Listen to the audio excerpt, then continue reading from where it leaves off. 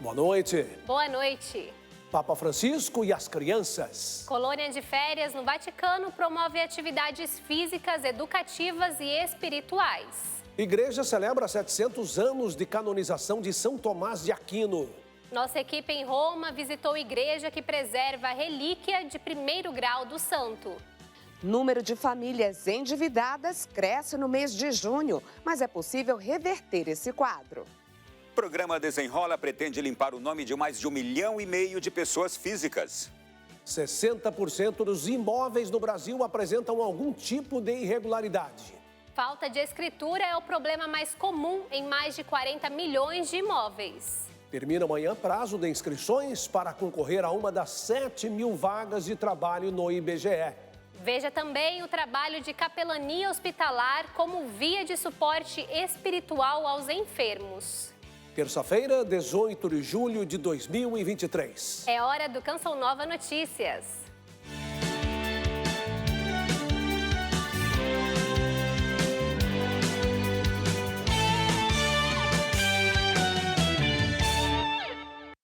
Mesmo em seu período de descanso, o Papa Francisco esteve hoje na Sala Paulo VI, onde acontece a colônia de férias para os filhos dos funcionários do Vaticano.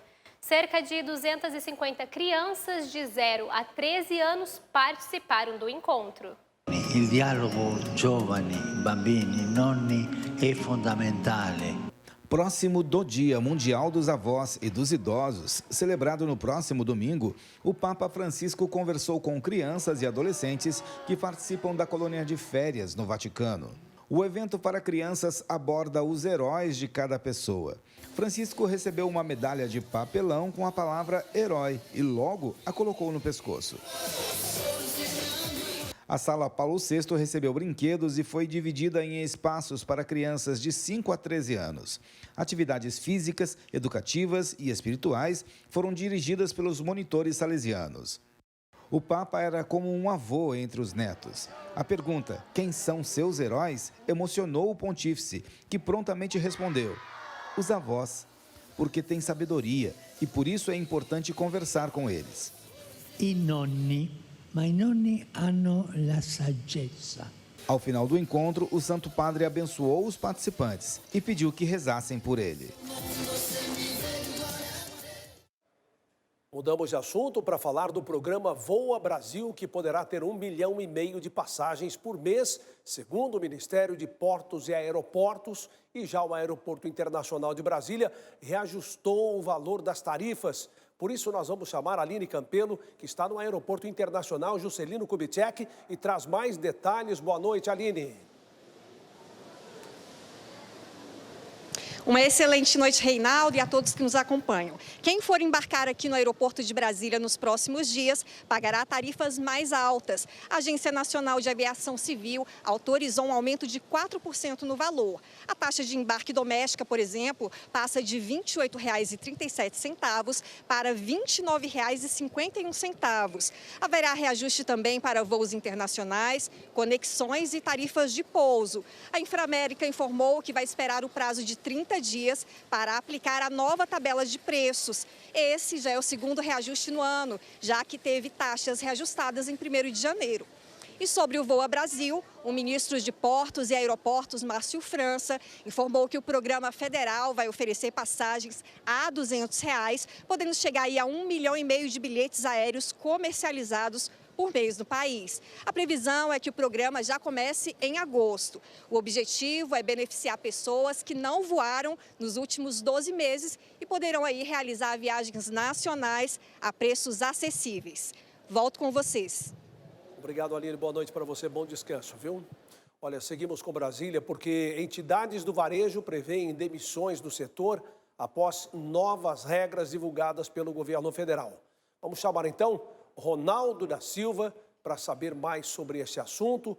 Ronaldo, que mudanças são essas? Boa noite para você. Sim, o anúncio está causando preocupação entre os empresários. Boa noite, Reinaldo, Yara, todos que nos acompanham. As novas regras referem-se à taxação de compras internacionais feitas pela internet. A medida deve entrar em vigor a partir de 1º de agosto. A reportagem é de Camila Castro e Ersomar Ribeiro. O governo deixará de cobrar o imposto para produtos importados de até $50, cerca de R$ 240, adquiridos por pessoas jurídicas. As empresas de e-commerce devem entrar no programa de conformidade da Receita Federal e recolher o imposto sobre circulação de mercadorias e serviços, com alíquota de até 17%. As novas regras entram em vigor a partir de agosto. Sabe aquela pessoa que tem uma pequena loja lá na China, ela vai poder vender também com a isenção, porque antes ela não tinha essa isenção. Acabava que a gente sabe que, historicamente falando, várias empresas fingiam ser pessoas físicas, mas agora não vai ter essa necessidade nem de fingir, né? Efetivamente elas vão ter esse direito. Antes da mudança, compras importadas eram taxadas, independentemente do valor. Empresas que não se adequarem às novas regulamentações continuarão sujeitas à taxação. O Instituto para Desenvolvimento do Varejo classifica a resolução como uma situação grave. Entidades prevêem demissões em massa no setor e fechamento de lojas físicas. Consequências para empresas nacionais de todos os portes que geram empregos formais. Existe um grande receio do varejo brasileiro, né, de isso prejudicá-los de alguma forma. Mas a gente já sabe que o comprador do e-commerce não necessariamente é o mesmo comprador de loja física. Então, como tem essa diferença, eu não acredito que eles sejam tão prejudicados. A Receita Federal ficará responsável por elaborar relatórios bimestrais de avaliação do programa, monitorar a adesão das empresas e apontar resultados. O governo do Distrito Federal sancionou uma lei para facilitar o acesso de pessoas com deficiência a serviços públicos locais. Não serão mais exigidos novos laudos médicos para deficiências consideradas permanentes. A regra também determina a validade indeterminada para documentos já emitidos. Para ter acesso a benefícios sociais, isenção fiscal, transporte público gratuito e medicamentos da rede pública, pessoas com deficiência precisam apresentar laudos médicos periodicamente. A regra dificultava a urgência do acesso aos serviços. A lei aprovada pela Câmara proíbe a necessidade do documento em casos de deficiência com baixa possibilidade de recuperação ou com tratamentos de reversão de condição inexistentes. A determinação também estabelece validade indeterminada de laudos com tipificação de deficiência permanente. A regra foi sancionada neste mês e já está em vigor em Brasília. O Ministério da Fazenda estima que 50 bilhões de reais em dívidas serão renegociados na primeira etapa do Desenrola Brasil. O programa do governo federal para quitação de dívidas começou a valer nesta segunda-feira. Vamos voltar a Brasília com Ronaldo da Silva, que tem mais detalhes. Ronaldo, é com você.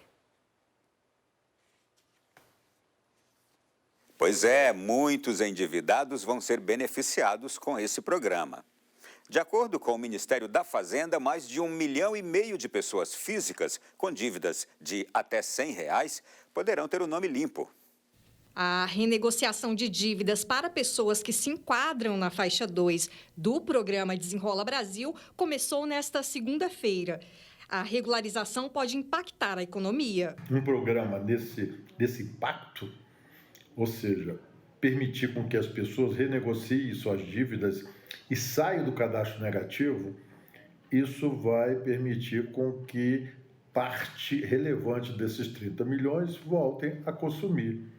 E isso daí é bom para aumentar o consumo na economia e ajudar a retomar a atividade econômica. A faixa 2 do Desenrola inclui a população que ganha 2 salários mínimos, R$ 2.600, até quem recebe R$ 20 mil por mês. As dívidas podem ser quitadas pelos canais indicados pelos agentes financeiros e parceladas, no mínimo, em 12 prestações.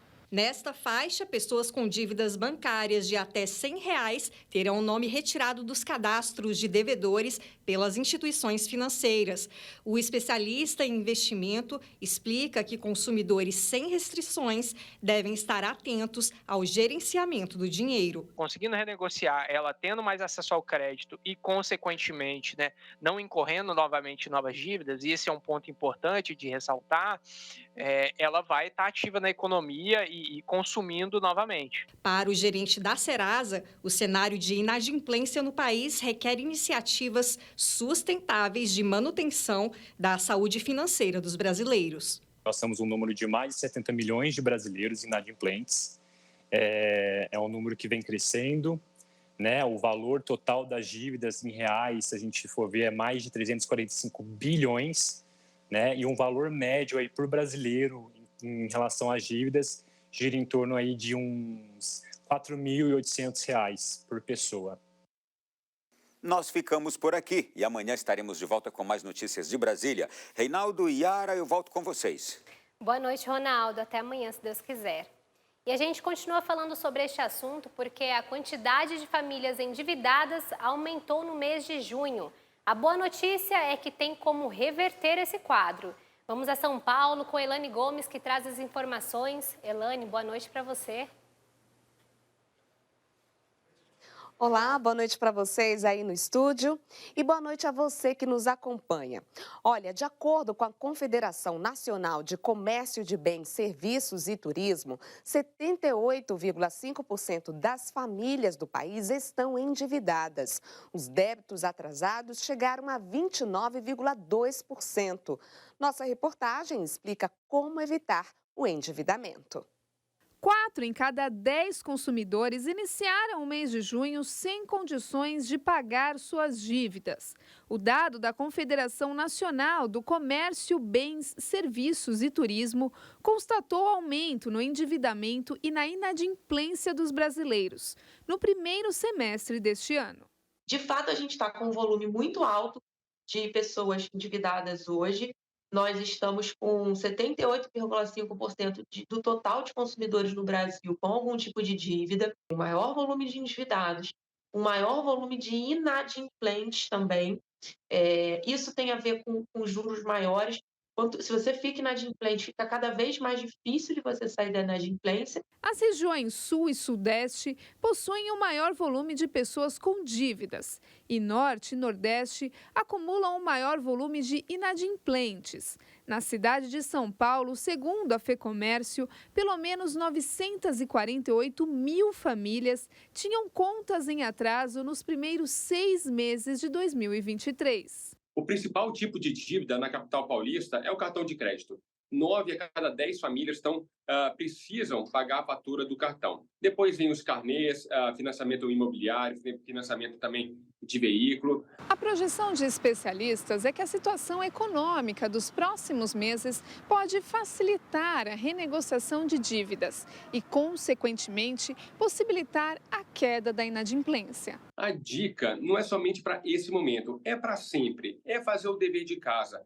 Não gastar mais do que a família recebe, fazer o seu planejamento e botar no papel, listar ali todos os gastos, porque fica muito mais claro o que pode ser cortado. E se tiver algum tipo de dívida em atraso, com uma taxa de juros elevada no cartão de crédito, por exemplo, renegocie.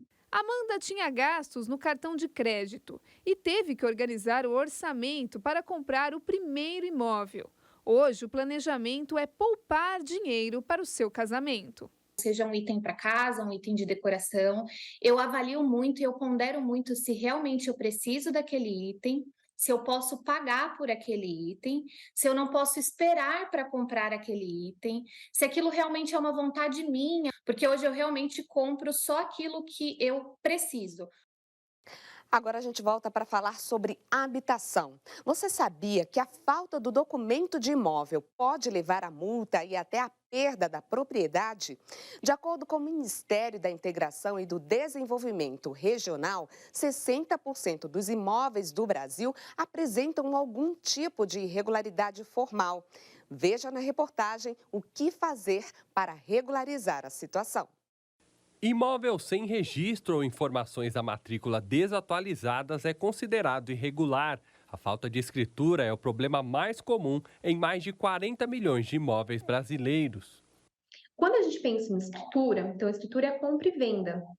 Mas o que vai me apontar também se o imóvel está regular ou não é a matrícula do imóvel que eu pego no cartório de imóveis. Essa matrícula, ela tem que ser como um RG.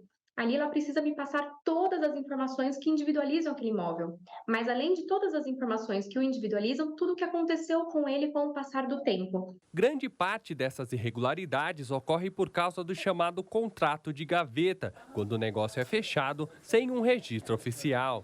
É muito mais barato para o brasileiro, porque pensa só, são 2 tipos de tributos que ele vai pagar, tanto na hora da escritura num cartório e na hora do registro em outro.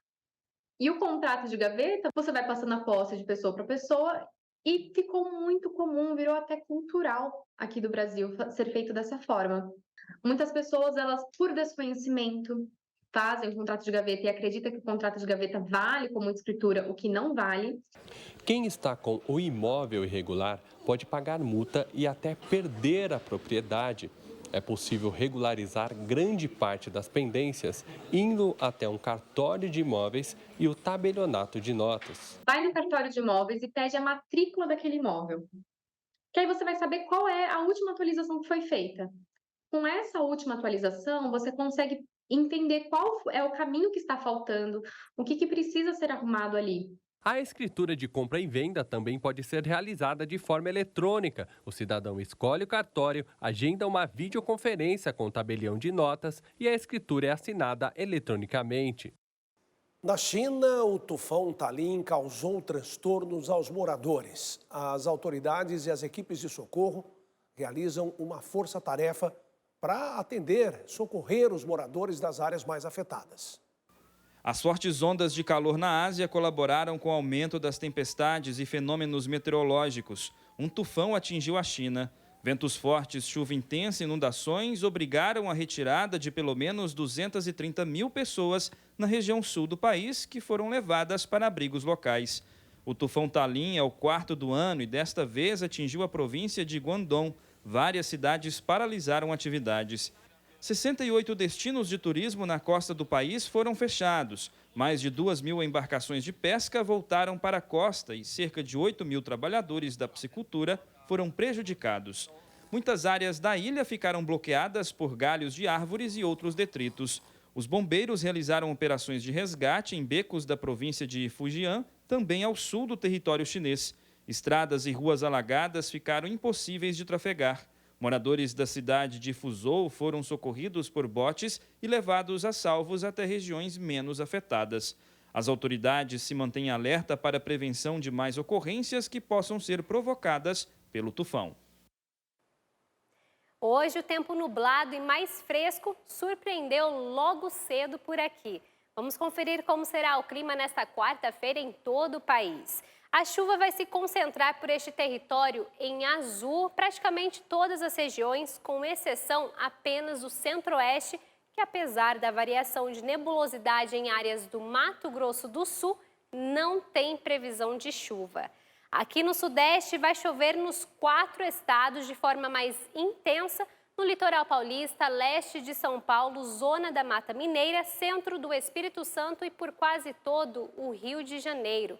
Os termômetros caem mais nesta quarta, com máximas que vão dos 17 aos 28 graus entre as capitais. Na região sul, o nordeste de Santa Catarina e leste do Paraná podem esperar um dia bem chuvoso. E por essas áreas, em amarelo, tempo firme. Curitiba vai ser a capital mais gelada, com máxima de 12 graus.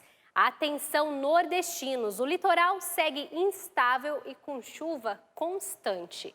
E no norte, chove precisamente no oeste do Amazonas, litoral do Pará e Roraima. Nas demais áreas, tempo firme.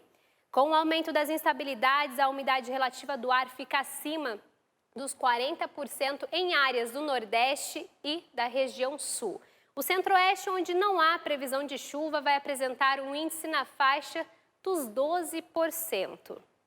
Reinaldo? Olha, termina amanhã o prazo de inscrições para quem pretende concorrer a uma das 7.000 vagas temporárias de trabalho do IBGE. Emerson Tercegni.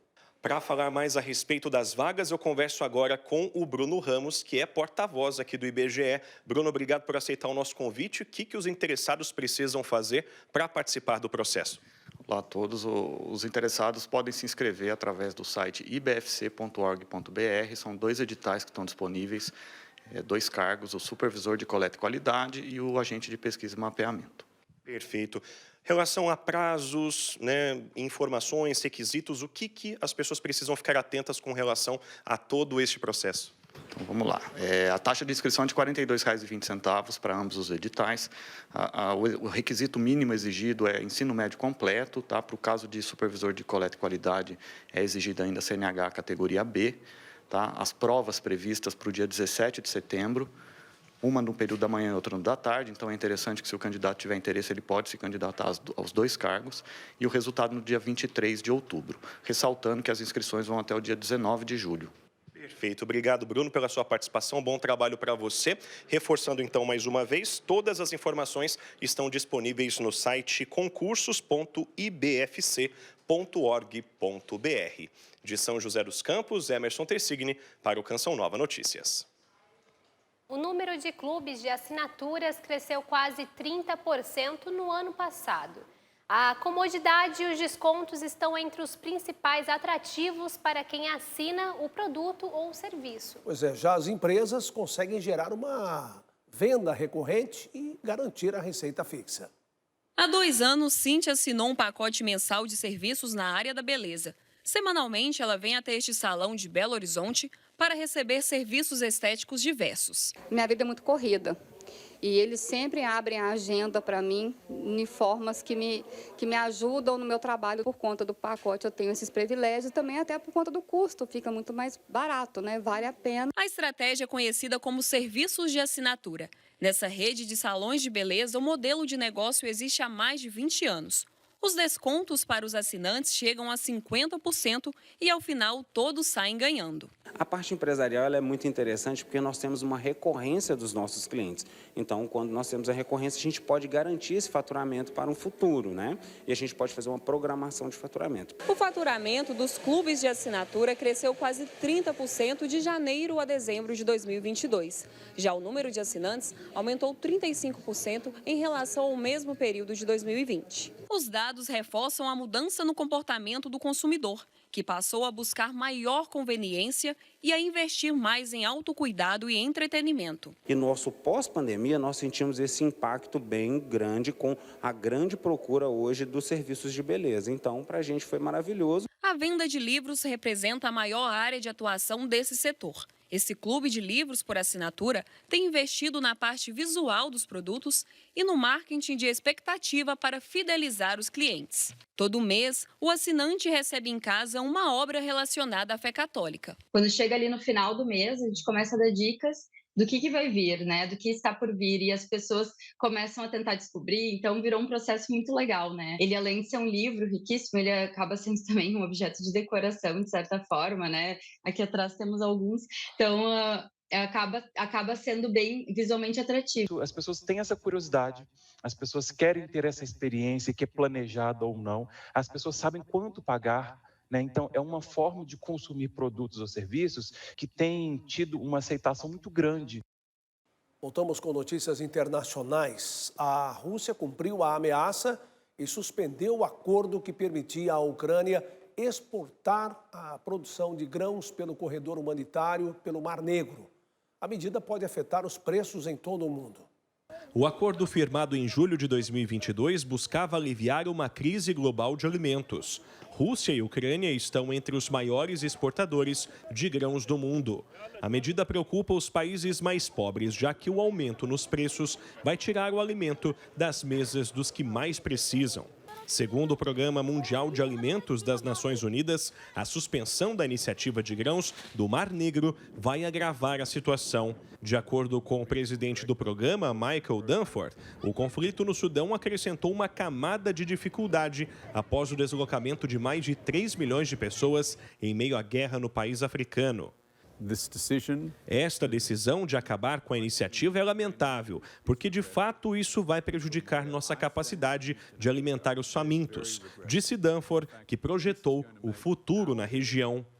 Encontrar fontes alternativas de trigo e commodities para alimentar as populações é o objetivo atual do programa. O presidente ressaltou, no entanto, que os produtos encontrados serão mais caros. Quase 33 milhões de toneladas de milho, trigo e outros grãos foram exportados pela Ucrânia ao longo deste tempo. Nesta terça-feira, a igreja celebra 700 anos da canonização de São Tomás de Aquino. Nossa equipe em Roma visitou uma igreja que mostra características da vida do santo e preserva a relíquia de primeiro grau do religioso. A Basílica de Santa Maria sopra Minerva é preservada pelos dominicanos desde 1266. Neste mesmo período, Tomás de Aquino esteve na capital italiana. Esta capela é dedicada a São Tomás de Aquino, à sua vida e aos seus ensinamentos. O local foi pintado por Filippino Lippi, no Renascimento italiano. Vemos o início de sua vocação, a fuga da casa de sua mãe, que não queria que ele se tornasse um dominicano, e ao mesmo tempo vemos a conclusão de sua vocação, período em que Cristo lhe pergunta: Tomás, você falou bem de mim? O que você quer em troca? E ele responde: só quero a ti, Jesus. O templo mostra como sua ciência, filosofia e teologia ilustraram a encarnação de Deus. É possível ver Nossa Senhora acolhendo em si o Verbo Divino e depois rodeada pelos apóstolos que olham para a assunção dela no céu. Além das pinturas que mostram momentos importantes da vida de São Tomás de Aquino, há nesta capela uma relíquia do antebraço do santo. Tomás de Aquino foi canonizado em 18 de julho de 1323. Foi um frade dominicano vestido como eu estou vestido. Ele se dedicou sobretudo a estudar e ensinar. Doutor da Igreja, fez uma síntese muito grande da filosofia e teologia de seu tempo. Tudo começou quando o religioso, ainda pequeno, apreciou o estilo de vida dos dominicanos. Com 6 anos de idade, foi enviado para um mosteiro beneditino. Esperavam que se tornasse o abade Monte Cassino. Porém, conheceu a ordem desta nova instituição, fundada por São Domênico, e foi conquistado por este estilo de vida. Considerado doutor angélico, deixou um grande legado de santidade e de conhecimento à Igreja. São Tomás é venerado na Igreja como santo e doutor. Colocou no centro de sua teologia a amizade entre Deus e o homem, o que ele chamou de caridade.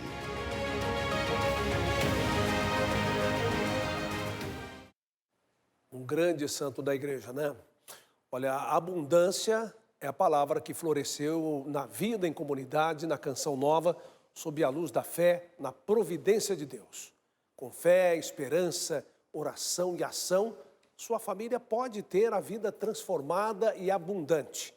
É necessário dar o primeiro passo na fé, caminhar e construir pontes, promover o bem por meio de suas ações. Nós estamos com 50% de nossa meta na campanha do projeto Dai-me Almas desse mês. Você é livre para aplainar o caminho e ser feliz com Cristo e em Cristo. Obrigado por se unir à Canção Nova com sua generosidade, realizando a sua doação.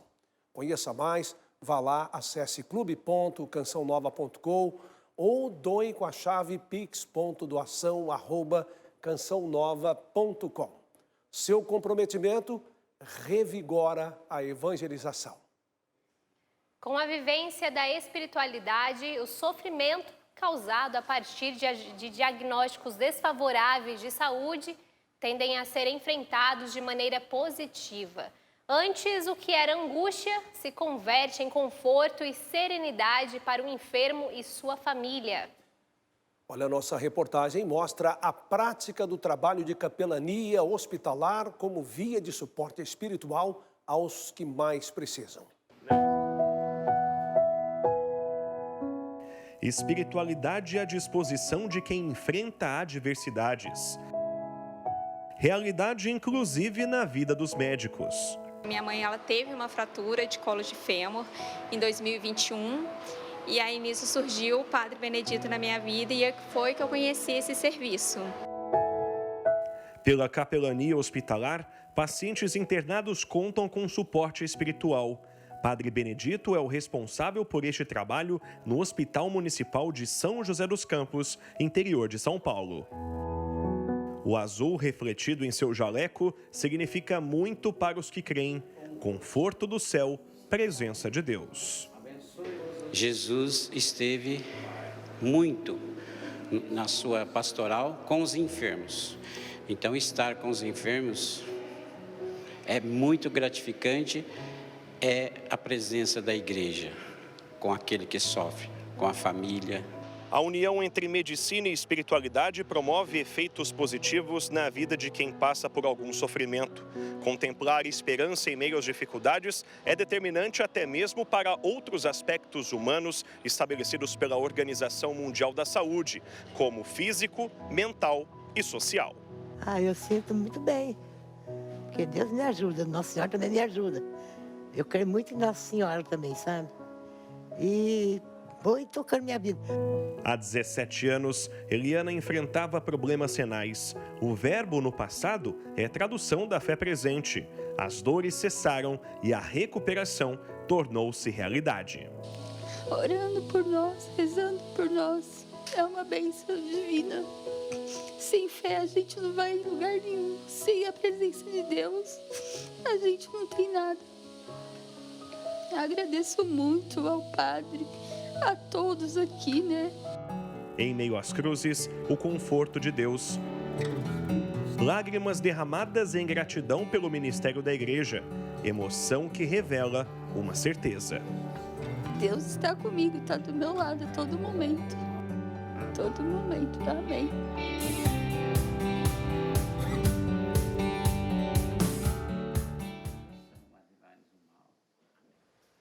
Este é um bonito trabalho que a igreja faz nos hospitais, e como é importante a presença do capelão que ajuda a revigorar o espírito das pessoas em meio às suas fragilidades como pacientes.